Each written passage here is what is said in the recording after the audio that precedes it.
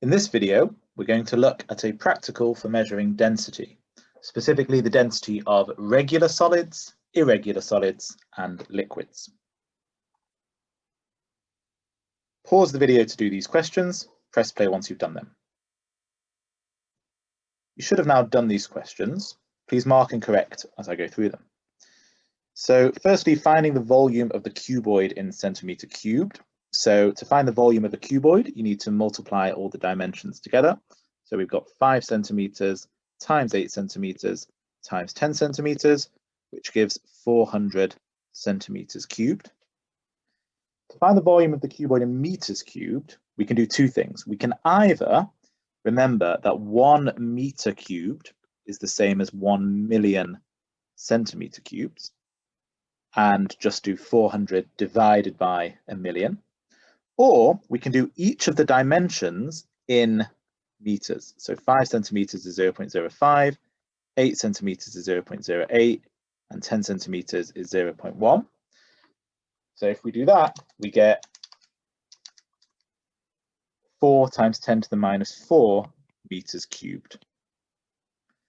So two ways to do it. Either we do all the dimensions in meters and multiply them together, or we do the 400 centimeter cubed divided by a million to get the answer in meters cubed.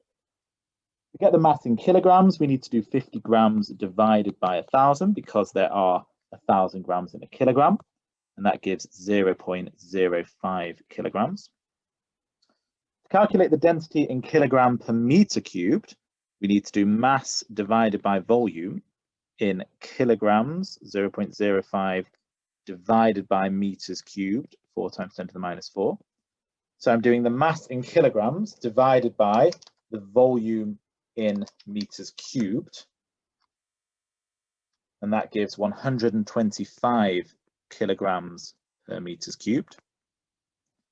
To do it in grams per centimeter cubed, I do mass divided by volume, but I do the mass in grams, which was 50, divided by the volume in centimeters cubed, which was 400. 50 divided by 400 is 0.125 grams per centimeter cubed.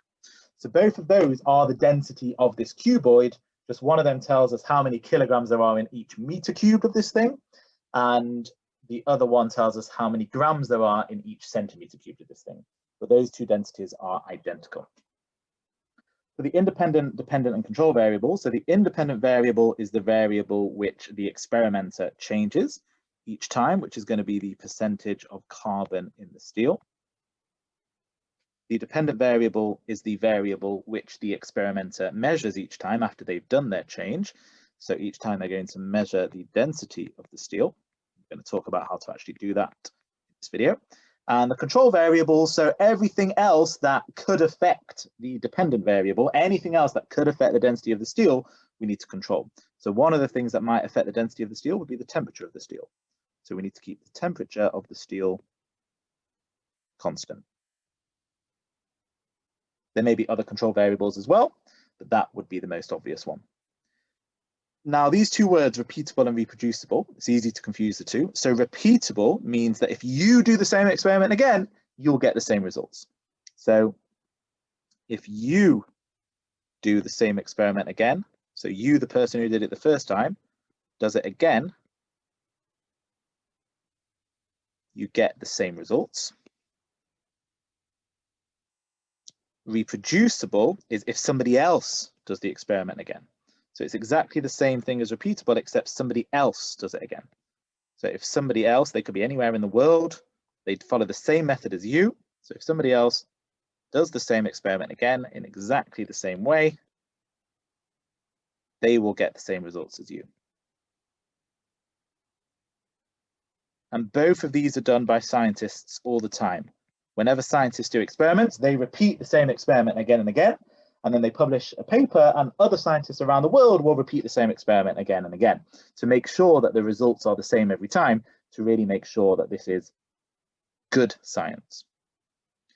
Pause the video to mark and correct your work. Press play once you've done that.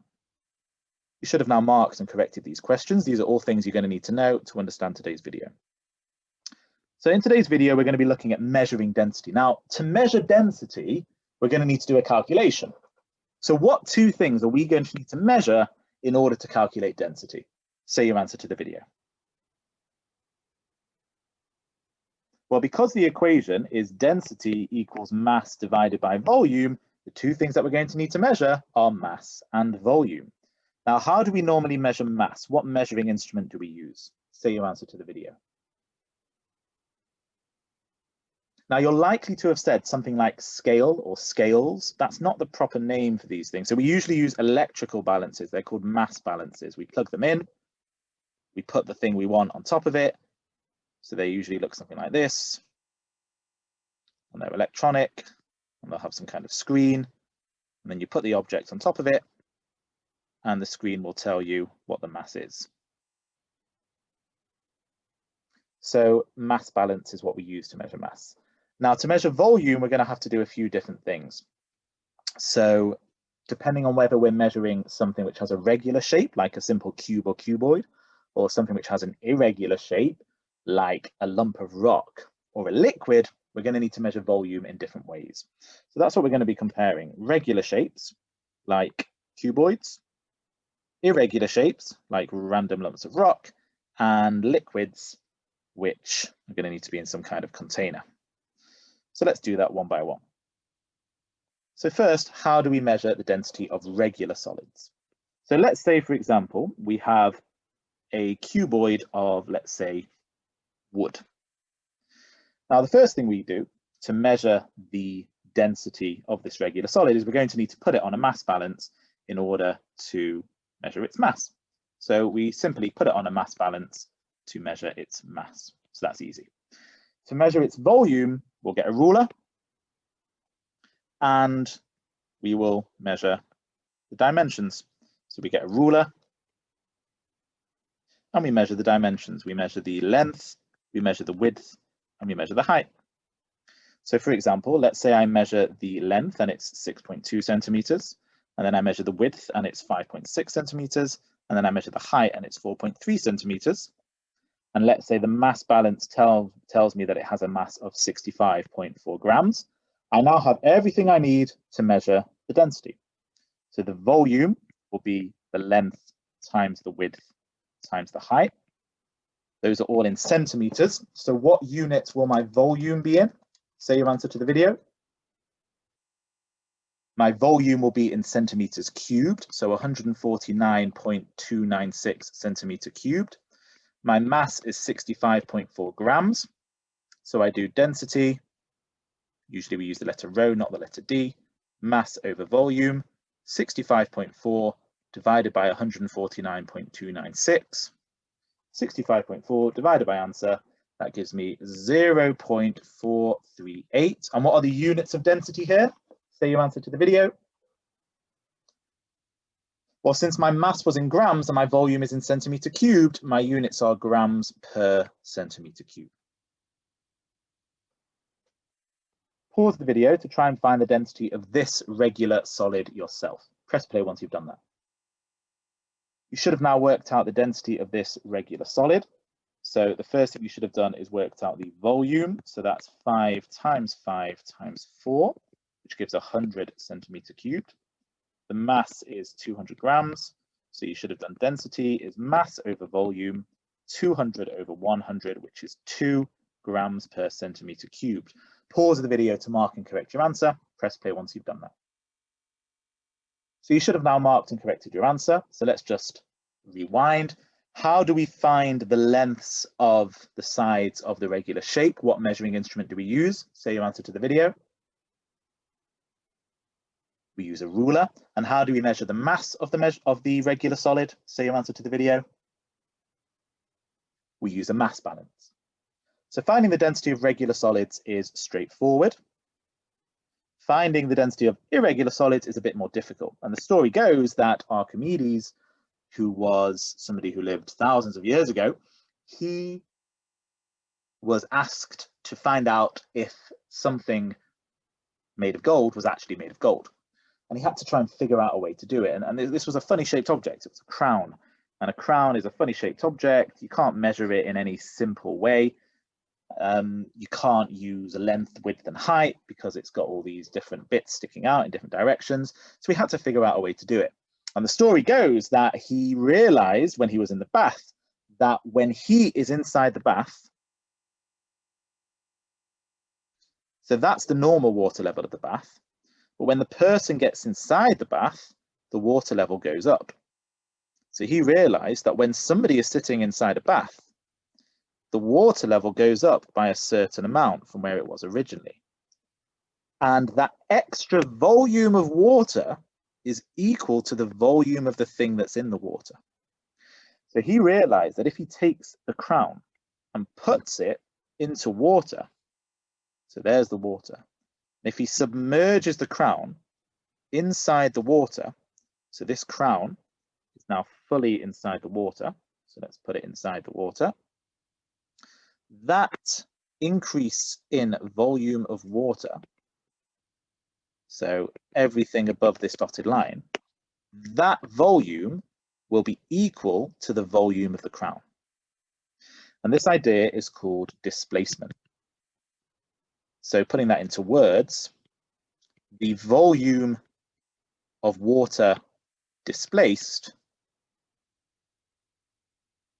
so that means pushed out the way, is equal to the volume of the submerged object. Submerged means under the water.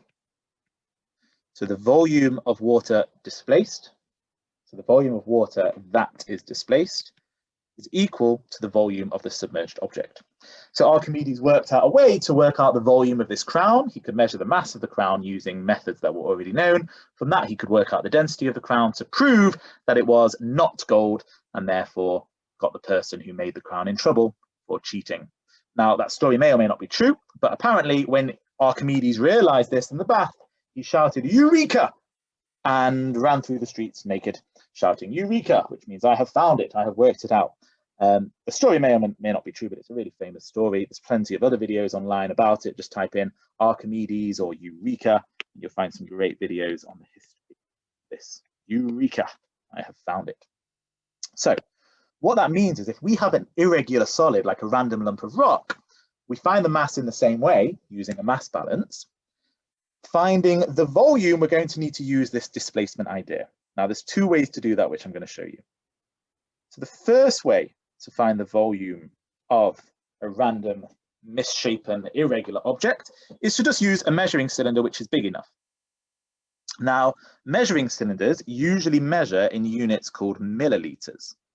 And luckily for us, 1 milliliter is exactly the same as 1 centimeter cubed. That's an important point. Milliliters and centimeter cubed are the same unit.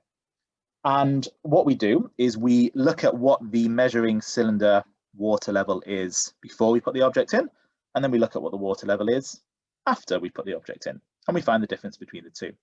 Now, the first thing to say is if you're using a measuring cylinder, you've got to get down to the level of the water to avoid something called parallax error. Parallax error is what happens if you look at a measuring device from slightly above or slightly below. When you look at a measuring device like a thermometer, for example, or a ruler from slightly above or slightly below, you can actually get slightly out from what the exact reading is. So what you need to do is get down to the exact level of the water. More specifically, if you look at the shape of the water, there's this little curve here. That's called the meniscus. What you need to do is look at where the bottom of that meniscus is. That is where the water level is. So in this example, we can see that originally the water level is at 47. And after the object has been put in, the water level is now at 59. I know that because I've checked what is each little line worth. So the way I do that is I say, well, here's 10, here's 20. How many steps are there in between? 1, 2, 3, 4, 5, 6, 7, 8, 9, 10. So if there's 10 steps from 10 to 20, each step must be worth 1. So I therefore know that this is 47. Once the object has been put in, it's now at 59. So I've used the displacement of the water. So I now know that the volume of the object is the difference between 59 and 47, which is 12 milliliters or 12 centimeter cubed. I've used a mass balance to find the mass. So the mass is 39.21 grams. The density will be mass over volume, 39.21 over 12. Calculator, 39.21 divided by 12, 3 0.2675 grams per centimeter cubed. I'm just going to round that to 2 decimal places, just like my mass balance reading, 3.27 grams per centimeter cubed. So this is one way to use displacement. So you have a big measuring cylinder, which is big enough for the irregular solid to fit in. You put some water into the measuring cylinder, you put the irregular solid in, making sure it sinks under the water when it's fully submerged. You measure the new height of the water. The difference in the height tells you the difference in the volume, which tells you the volume of the irregular solid. There is one accuracy issue with this, which is making sure that you get down to the level of the water, because otherwise you might get this thing called parallax error, where your reading is slightly wrong because you're looking at it from above or from below. The other way to measure the volume using this displacement principle is using something called an Archimedes can, named after Archimedes, who we mentioned before. It's also called a Eureka can, because of the story we told before. And the idea is that you fill up the Eureka can so that the water level is just below this spout. Then you put some container, like a measuring cylinder, underneath the spout. And then you place your object, so here's a random irregularly shaped rock, you put that object into the water, and any overflow will go down the spout. And the amount of water that comes out of the spout, so the amount of water that goes into the measuring cylinder, will have exactly the same volume as the volume of the object that you put in the water. So the volume that comes out of the Eureka can, so the volume of water which comes out of the Eureka can, is exactly equal to the volume of the irregular shaped object. We call it irregular because it's not a regular solid like a cube or a cuboid, which we can just measure its dimensions to work out its volume. So that's how the Archimedes can works. So once you've then got that water in the measuring cylinder, you read it in the normal way. So let's say that this scale here was 10, 20, etc. We can see that each little section is 2, because there's 5 little bits, 1, 2, 3, 4, 5 to get up to 10. Which means that this is 30, so 32, 34. So this would be 34 centimeter cubed. And if we knew the mass of the rock, we could then work out the density. The main accuracy issue here is, what if your water is slightly below the level of the spout? That means less water is going to come out than should do. So it's really important to get the water level exactly below the spout. So normally you'd fill it up so that it overflows a bit, let it overflow, let any water drain out, and then start the experiment and put your random irregular object in. Pause the video to work out the density of this rock. Press play once you've done that. You should have now worked out the density of the rock. So the first thing you should have done is worked out the volume of the rock by using displacement. So the original water level, so 50, 60, 70, 80, 90. So the original water level was at 90 milliliters. The final water level, so 200, 210. So the final water level was at 210. So the volume is 210 minus 90, which is 120 milliliters, which is the same as 120 centimeter cubed. We're told over here that the mass of the rock is 140 grams. How would we have measured the mass of the rock? Say your answer to the video. We would have used a mass balance, just placed it on the mass balance. So density is mass over volume, 140 divided by 120. Always use a calculator. So 140 divided by 120, 1.167 grams per centimeter cubed. So that's how we use displacement to measure the density of irregular shaped objects. Now we're going to look at liquids. So the problem with liquids is you can't just place them on a mass balance. If you have a mass balance and you place a liquid on top, the liquid is just going to drain off. It's not going to sit on that mass balance. So we're going to have our liquid inside a container. So the normal thing to do is you have your mass balance. So here's my mass balance. And I'll put a measuring cylinder onto my mass balance. So I'll put my measuring cylinder onto my mass balance. and I measure the mass of the measuring cylinder without any liquid in. So mass without the liquid. Then, using the same measuring cylinder, I put in some liquid. So it's exactly the same measuring cylinder, and I put in my liquid. So my liquid might fill up to there. So that's the liquid inside. So I now measure the mass with the liquid. And what I can do, let's call this A and this B. If I do the mass with the liquid minus the mass without the liquid, that will give me what? Say your answer to the video. Hopefully you've said that will give me the mass of the liquid. So that's how we get the mass of the liquid. We measure the mass of just the measuring cylinder by itself. We measure the mass of the measuring cylinder with the liquid in. If we do the mass with the liquid minus the mass without, we get the mass of just the liquid. In terms of finding the volume, we just read the volume from the measuring cylinder, and then we can use the equation density is mass over volume. So the main thing we need to practice here is just making sure that we can read the scale on a measuring cylinder well. So I'm going to do one example. So if I wanted to measure the volume in this measuring cylinder, so first I need to look at the scale, and I need to decide what is each little bit worth. So from 1 to 2, there are 1, 2, 3, 4, 5, 6, 7, 8, 9, 10 steps. So therefore, each step must be the difference between 1 and 2, which is 1, divided by the number of steps, which is a tenth, or 0.1. So now I know that each little step is 0.1. So this is 2, 2.1, 2.2, 2.3, 2.4, 2.5, 2.6. That's 2.7. The meniscus, so the bottom of the meniscus is halfway between 2.6 and 2.7. So it must be 2.65 centimeter cubed. So my first step was to look at the difference between two lines that are actually labeled. And I knew that the difference was 2 minus 1, which was 1. I then divided that by the number of steps, which was 10. And that gave me what each little step was worth. Pause the video to get the reading from this measuring cylinder. Press play once you've done that. So you should have now got the reading from this measuring cylinder. So you should have realized that from there to there is 10.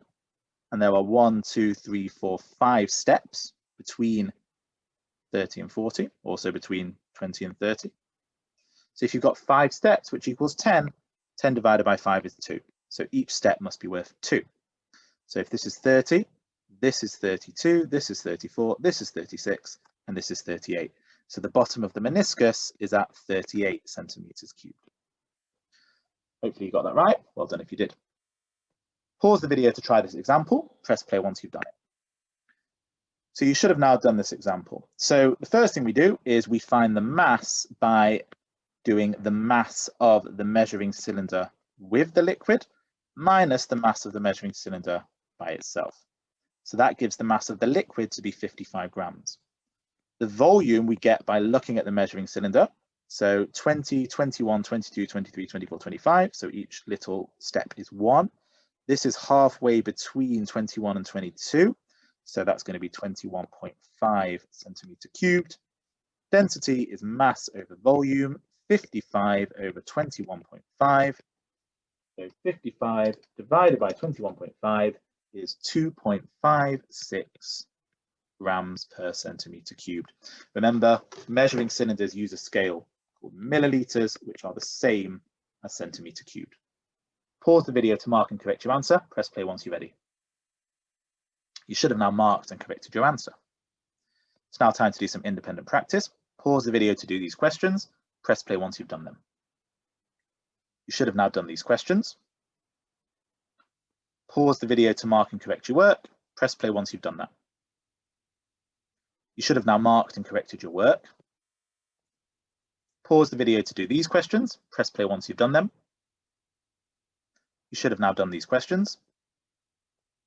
Pause the video to mark and correct your answers. Press play once you've done that. You should have now marked and corrected your answers. Pause the video to do these questions. Press play once you've done them. You should have now done these questions. Pause the video to mark and correct your work. Press play once you've done that.